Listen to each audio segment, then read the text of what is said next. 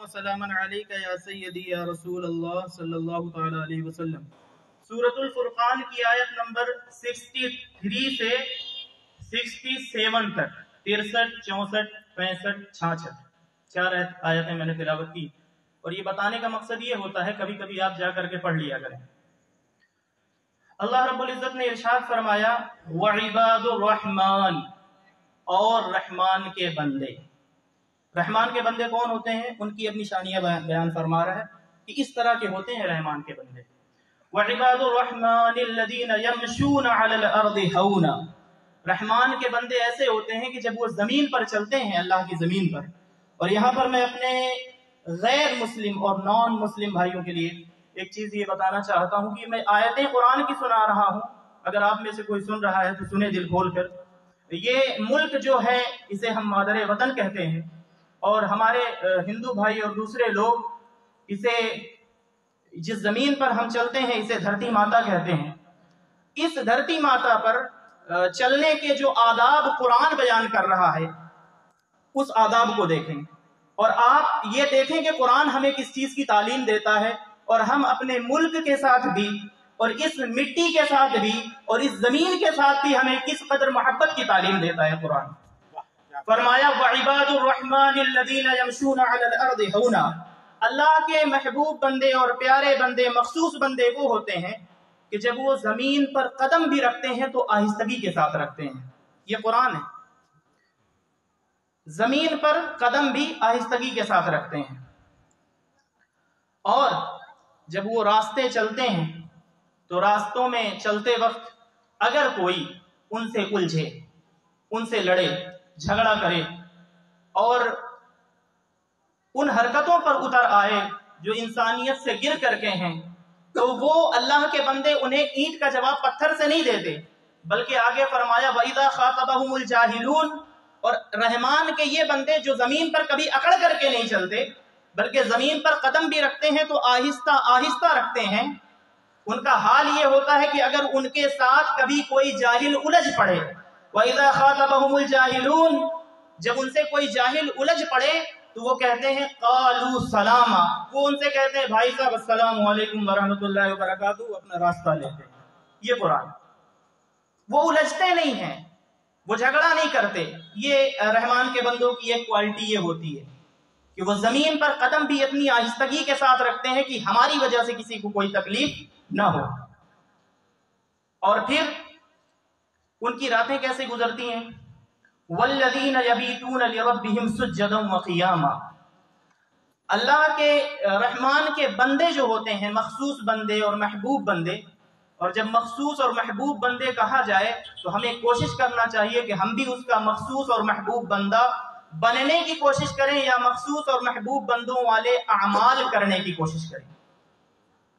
والذین یبیتون لربہم سجدا وقیاما، ان کی راتیں بسر ہوتی ہیں سجدوں میں اور قیام کی حالت میں، ان کی راتیں کبھی سجدوں میں گزرتی ہیں اور کبھی قیام میں، یعنی نماز کی حالت میں ان کی راتیں گزرا کرتی ہیں رحمان کے بندوں کی۔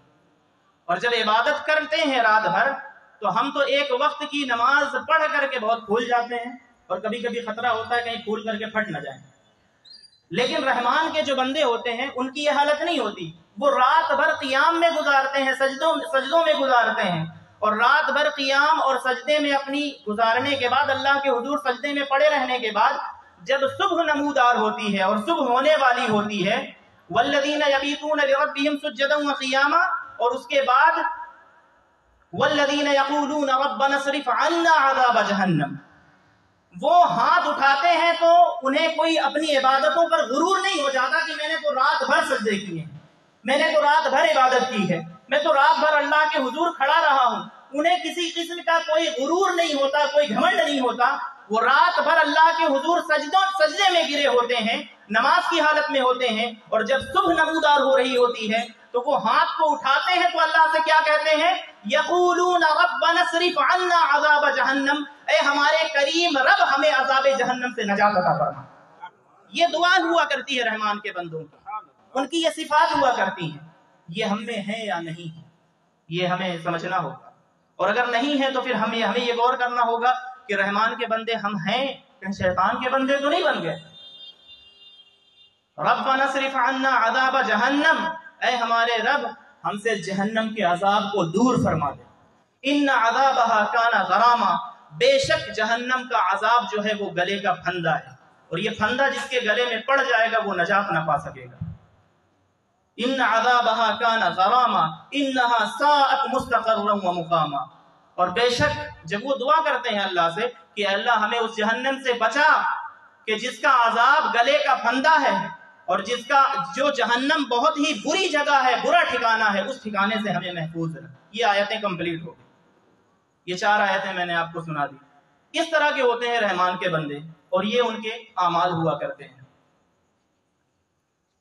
اب آپ کو میں بتاؤں کہ اسلام جو زمین پر سختی کے ساتھ اور اکڑ کے چلنے کی بھی اجازت نہیں دیتا، مذہب اسلام، دین اسلام، اور یہ قرآن ہم نے آپ کو جو سنایا ہے، قرآن زمین پر اکڑ کر چلنے کی اجازت نہیں دیتا. وہ دوسروں کا خون بہانے کی اجازت کیسے دے سکتا ہے؟ وہ دوسروں کی عزت پر ہاتھ اٹھانے یا ہاتھ ڈالنے، یا دوسروں کی عزت کے ساتھ دوسروں کے وقار کو اور نفس کو مجروح کرنے کی اجازت کیسے دے سکتا ہے؟ جو مذہب زمین پر اکڑ کر چلنے کی اجازت نہیں دیتا، وہ دوسروں کے حقوق پامال کرنے کی اجازت کب دیتا ہے؟ آپ دیکھیں، آپ نے ایک جملہ سنا ہوگا کہ محبت میں اور جنگ میں سب کچھ جائز ہوتا ہے. سنا ہے آپ نے؟ محبت میں اور جنگ میں سب کچھ جائز ہوتا ہے. لیکن اسلام میں بتا رہا ہوں، اسلام محبت کی بھی کچھ لیمیٹیشنز رکھتا ہے، اس کی بھی کچھ باؤنڈریز ہیں، اور ان لیمیٹیشنز کے اندر، ان باؤنڈیشنز کے اندر اسلام رکھتا ہے، چاہے محبت کی حالت ہو چاہے جنگ کی حالت. میں بتا رہا ہوں کہ اسلام امن پسند کتنا ہے. حضرت سیدنا صدیق اکبر رضی اللہ تعالی عنہ، اسلام جو محبت ہوتی ہے یا جنگ ہوتی ہے، تو جنگ میں یا محبت میں سب کچھ جائز نہیں ہوتا. محبت وہ ہوتی ہے جو نکاح کے بعد ہوا کرتی ہے، اس کو تو سائیڈ کر دیں. اب جنگ کی بات میں کروں تو جنگ کے بارے میں حضرت سیدنا صدیق اکبر رضی اللہ تعالی عنہ، جب پہلے، آج بھی جنگیں ہوتی ہیں، ملکوں میں ہوتی ہیں، ملک کے اندر ہوتی ہیں، باہر ہوتی ہیں، لیکن جب جنگ ہوتی ہے تو عام طور پر جنگ کا کوئی اصول اور کوئی قاعدہ نہیں ہوا کرتا. نعرے تکبیر، نعرے تکبیر، نعرے رسالت، نعرے رسالت. خلیفہ حضور تاج الشریعہ، خلیفہ حضور تاج الشریعہ. نعرے تکبیر، نعرے رسالت.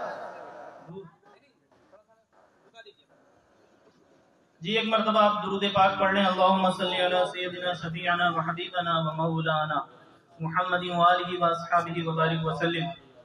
دنیا یہ کہتی ہے کہ جنگ اور محبت کا کچھ قاعدہ نہیں ہوتا، اس میں ساری حدیں پھلانگی جا سکتی ہیں، لیکن اسلام یہ نہیں کہتا.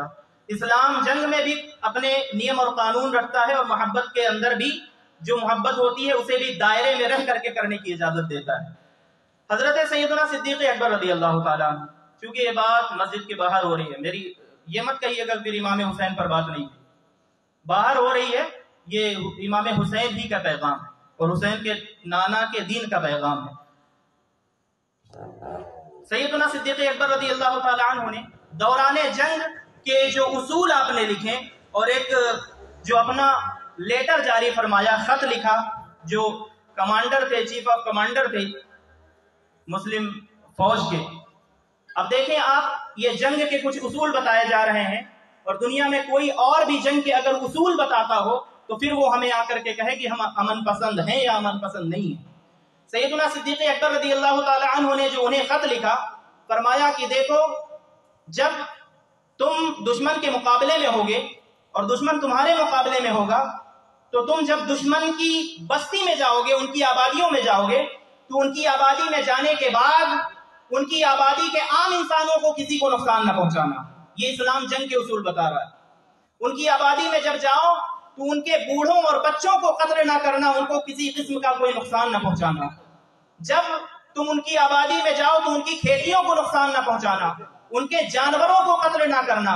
اور جب تم ان کی آبادی میں جاؤ جن کے ساتھ تمہاری جنگ ہو رہی ہے تو جن کے ساتھ تمہاری جنگ بھی ہو رہی ہے تو جنگ تو جاری ہوگی، لیکن اگر اس جنگ کے دوران کوئی تمہارا دشمن جو فوج سامنے ہو جس کے ساتھ تمہاری جنگ جاری ہو، اگر اس فوج میں کوئی عورت آ جائے ہتھیار اٹھا کر کے تو خبردار کسی عورت پر ہاتھ نہ اٹھانا، عورت کو عورت سمجھ کر کے چھوڑ دینا۔ تو اسلام تو عورت کو عورت سمجھ کر کے چھوڑ دیتا ہے جو کہ ہتھیار اٹھا کر کے انہیں قتل کرنے کے لیے آئی ہو۔ اس کے باوجود آگے یہ فرمایا کہ غیر مسلم کی جو عبادت گاہیں ہیں، جو ان کے ریلیجیس پیلس ہیں، جو ان کے دھارمک استھل ہیں، ان پر کسی قسم کا کوئی جا کر کے قیامت نہ وہاں برپا کرنا۔ ان میں موجود جو ان کی عبادت گاہوں میں ان کے پنڈت ہوں یا دوسرے دھرم کے جو پادری ہوں، پوپ ہوں، انہیں کسی قسم کا کوئی چھیڑ چھاڑ ان کے ساتھ نہ کرنا۔ تمہیں جنگ کرنی ہے تو ان کے ساتھ کرنا جو تمہارے ساتھ میدان جنگ میں آ کر کے عملاً جنگ کر رہے ہیں۔ یہ اسلام جنگ کے اصول بتا رہا ہے۔ اور جب سیدنا فاروق اعظم رضی اللہ تعالی عنہ کا دور خلافت آیا تو یہ ساری چیزیں تو آپ نے لکھ کر کے بھیجی، ساتھ میں اور بھی ایک دو چیزیں لکھی، وہ سنیں۔ آپ نے فرمایا سنو، جب تم کسی علاقے میں قبضہ کر لو، غالب آ جاؤ، تمہیں فتح مل جائے، تو سنو ایسا نہ کرنا کہ اس علاقے میں موجود جو عوام ہیں، جو لوگ ہیں، عام شہری ہیں، عام ناگرک ہیں، ان کے گھر ہوں گے، ان کی دکانیں ہوں گی، ان کے کھیت ہوں گے، ان کی پراپرٹیز ہوں گی، پلاٹس ہوں گے، ان کا جو کچھ بھی ہوگا، ایسا نہ کرنا کہ تم نے ان پر فتح کر لی ہے تو ان کی ساری چیزیں تم ہتھیا لو۔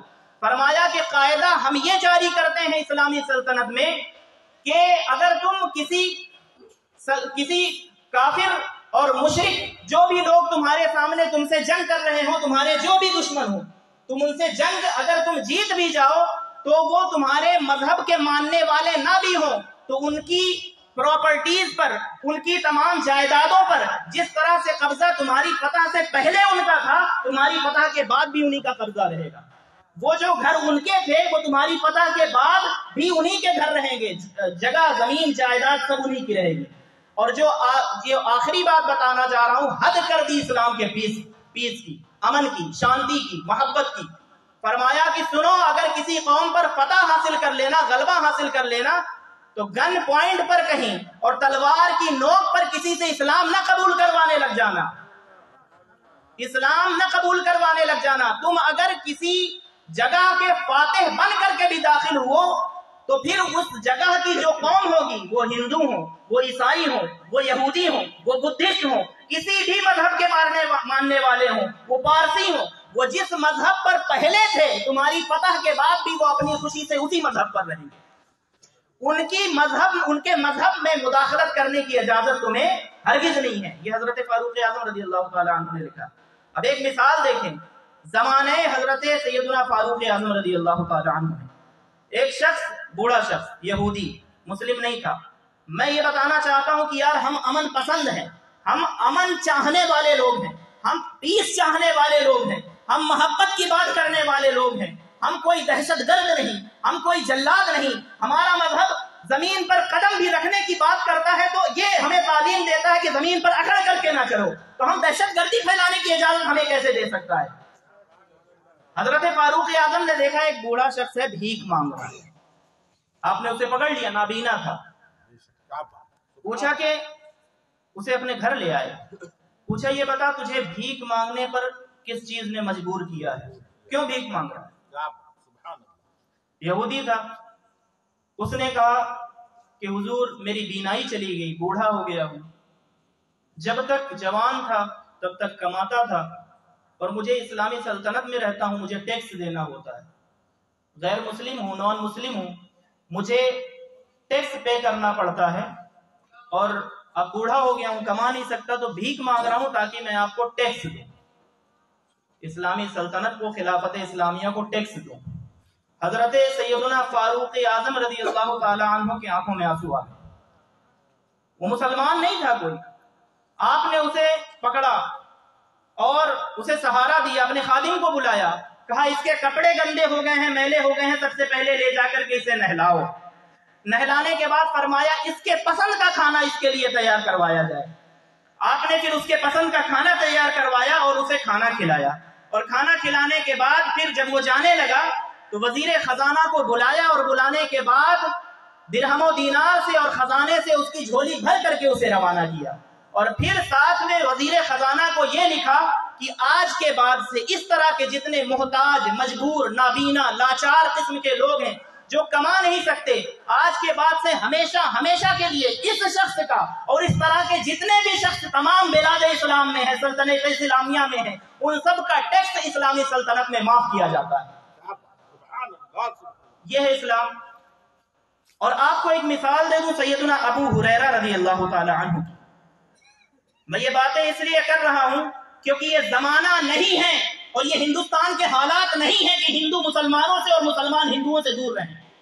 یہ ساتھ اگر ہندوستان کی ترقی ہمیں چاہیے، اگر ہندوستان کی فلاح و بہبود ہمیں چاہیے، تو یہ ہمیں ایک دوسرے کا ہاتھ پکڑ کر کے آگے بڑھنا ہوگا، ہمیں ایک دوسرے کا ہاتھ پکڑ کر کے آگے چلنا ہوگا۔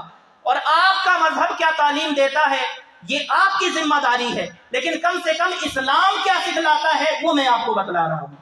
حضرت سیدنا ابو ہریرہ رضی اللہ تعالی عنہ وہ راوی ہیں، امام بخاری نے اس حدیث کو روایت کیا۔ آپ کو میں بتلا رہا ہوں اسلام کی تعلیم کیا ہے۔ جو پرشاسن ہمارے ساتھ موجود ہے ان کے شکریہ کے ساتھ میں کہتا ہوں آپ میری بات توجہ کے ساتھ سنیں۔ حضرت ابو ہریرہ رضی اللہ تعالی عنہ وہ روایت کرتے ہیں، ایک شخص آ گیا حضور پاک علیہ الصلوۃ والسلام کی بارگاہ میں، اس نے پوچھا حضور آپ مجھے کچھ نصیحت فرمائیں اور کچھ وصیت فرمائیں، بس آپ کچھ ارشاد فرما دیں میں اس پر اپنی زندگی گزار دوں، مجھے کسی سے کچھ پوچھنے کی ضرورت نہ پڑے۔ حضور پاک علیہ الصلوۃ والسلام نے فرمایا کہ تیرے لیے بس ایک نصیحت ہے چھوٹی سی، غصہ نہ کیا کر۔ یہ حدیث پاک، غصہ نہ کیا کر۔ اس نے 3 مرتبہ ریپیٹ کیا یہ سوال، دوسری مرتبہ پھر کہا کچھ اور نصیحت فرما دیں، حضور نے فرمایا دوسری نصیحت بھی یہی ہے کہ غصہ نہ کیا کر۔ تیسری مرتبہ اس نے پھر پوچھا، آپ نے فرمایا تیسری نصیحت بھی یہی ہے کہ غصہ نہ کیا کر۔ 3 مرتبہ جب یہ فرما دیا وہ چلا گیا، اس کے لیے یہ نصیحت کافی ہوگی۔ اب میں مسلمانوں کو یہ بتلانا چاہتا ہوں اور اپنے نان مسلم بھائیوں کو یہ بتلانا چاہتا ہوں کہ آپ نے اسلام کے بارے میں نہ تو مسلمانوں نے پڑھا ہے، ظلم تو سب سے بڑا انہوں نے کیا ہے، اور آپ کو جو غلط چیزیں بتائی گئی ہیں آپ نے سوچا یہ اسلام ہے۔ آپ کو میں بتلا رہا ہوں کہ اسلام کیا ہے۔ اسلام یہ ہے، مصطفیٰ جان رحمت کا لایا ہوا دین یہ ہے، اور آپ کی تعلیم یہ ہے کہ آپ نے یہ فرمایا کہ اپنی طبیعت سے، اپنے نفس سے، اپنے مزاج سے اور اپنے اندر سے غصے اور گرمی کو بھی نکال کر کے پھینک دو، اور ہر دشمنی، ہر عداوت، ہر خون ریزی، ہر جنگ جو پیدا ہوتی ہے وہ غصے کے نتیجے میں پیدا ہوتی ہے۔ آپ نے غصے ہی کی جڑیں کاٹ دی، نہ غصہ رہے گا اور نہ جنگ ہوگی، نہ غصہ رہے گا نہ لڑائی ہوگی، نہ غصہ رہے گا نہ جھگڑا ہوگا۔ تو مصطفیٰ جان رحمت کا یہ دین ہے، اور مصطفیٰ جان رحمت نے اس دین میں ہمیں یہ سکھلایا ہے کہ ہم زمین پر آہستہ چلیں، اور جب ہمیں غصہ بھی آئے تو ہم اپنے غصے پر کنٹرول کریں۔ آخری مثال سیدنا امام زین العابدین رضی اللہ تعالیٰ عنہ، تاکہ اہل بیت کا بھی کچھ ذکر ہو جائے۔ حضرت امام زین العابدین نے کربلا کا سارا منظر اپنی آنکھوں کے سامنے دیکھا تھا۔ ان کے سامنے ان کے پورا خانوادہ نبوت اور خانوادہ رسالت ذبح کر دیا گیا تھا 3 دن تک بھوکا اور پیاسا رکھنے کے بعد۔ انہوں نے دیکھا تھا اپنی آنکھوں سے، سب کچھ دیکھا تھا۔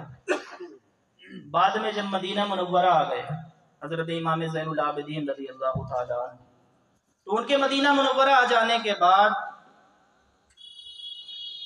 ایک یزید کی فوج کا ایک سپاہی، ایک شخص، ایک آدمی جو یزید کی فوج میں شامل ہو کر امام حسین پر اور امام حسین کی آل پر، آل مصطفیٰ پر ظلم ڈھانے والے لوگوں کی طرف سے شامل تھا، کربلا والے دن ظلم و ستم کرنے والوں میں شامل تھا۔ تو وہ دن گزر گیا، کافی وقت گزرا، عرصہ گزرا، اس کے بعد یزید اس کے کسی پرسنل کرائم پر، کسی اس سے کوئی چوک واقع ہوئی ہوگی، اس کی کسی غلطی پر یزید اس سے ناراض ہوا، اس نے اس کی گرفتاری کا وارنٹ جاری کر دیا، اسے گرفتار کرو، یہ میرا باغی ہے۔ اب وہ ادھر ادھر اپنی جان بچانے کے لیے بھاگا، اور اسے اپنی جان بچانے کی کوئی اور جگہ نظر نہ آئی۔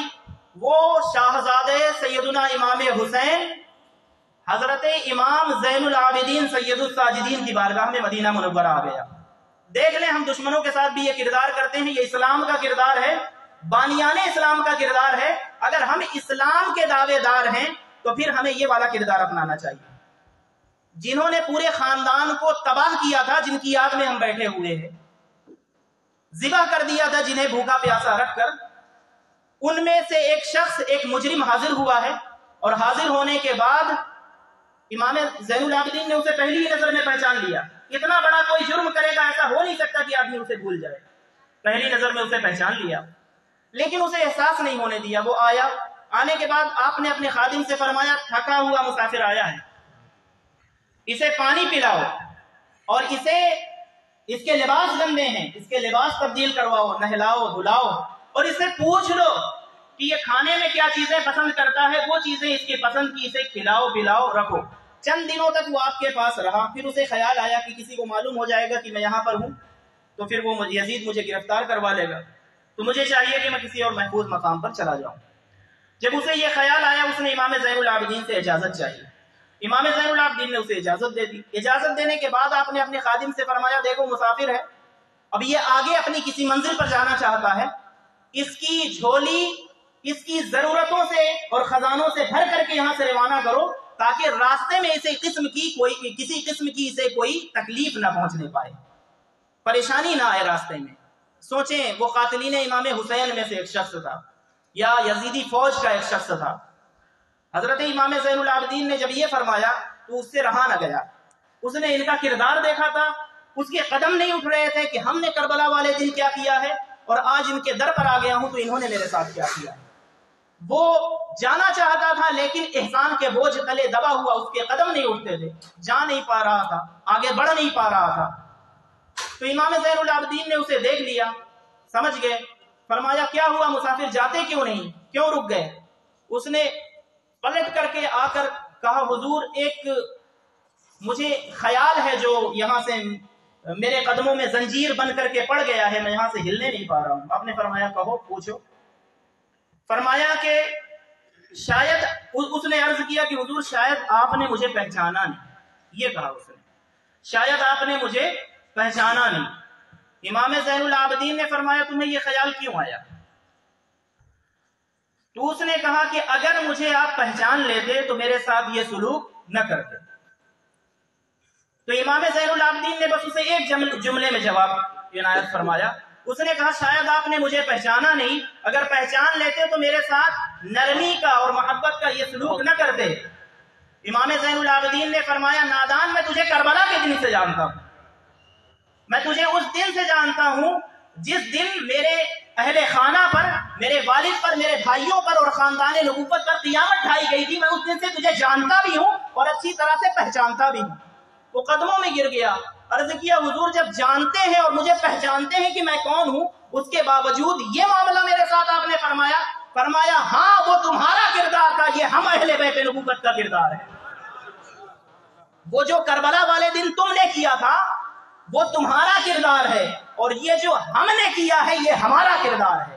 امت مسلمہ کو یہی کردار اپنانے کی ضرورت ہے۔ اینٹ کا جواب پتھر سے دینے کی کوشش نہ کریں۔ اور اللہ کے بندے ہیں تو میں نے 4 آیتیں پڑھی تھیں، اللہ کے بندے ہیں تو اللہ کے بندوں والی وہ صفات اپنانے کی کوشش کریں، اور کوشش کریں کہ آپ کی ذات سے کسی کو کسی قسم کی کوئی تکلیف نہ پہنچے، اور کسی قسم کی کوئی تکلیف نہ پہنچے، رنج نہ پہنچے۔ بس اتنی سی گفتگو کے بعد میں اللہ رب العزت کی بارگاہ میں دعا کرتا ہوں کہ ہم سب سیدنا امام حسین رضی اللہ تعالی عنہ کے نام پر یہاں جمع ہوئے ہیں اور نام پر لگاتار جمع ہو رہے ہیں۔ اللہ جل مجدہ الکریم ہمیں اور ہماری ساری نسلوں کو حسینی بن کر کے جینے کی توفیق عطا فرمائے، یزید اور یزیدیت کی اینٹ سے اینٹ بچاتے رہنے کی توفیق عطا فرمائے۔ اللہ رب العزت اپنے اور اپنے پیارے حبیب علیہ الصلوۃ والسلام حضور کی آل اور اصحاب کی محبت میں زندہ رکھے، اور جب ہماری موت کا وقت آئے تو انہی کی محبت میں ہمیں خاتمہ بالخیر نصیب فرمائے۔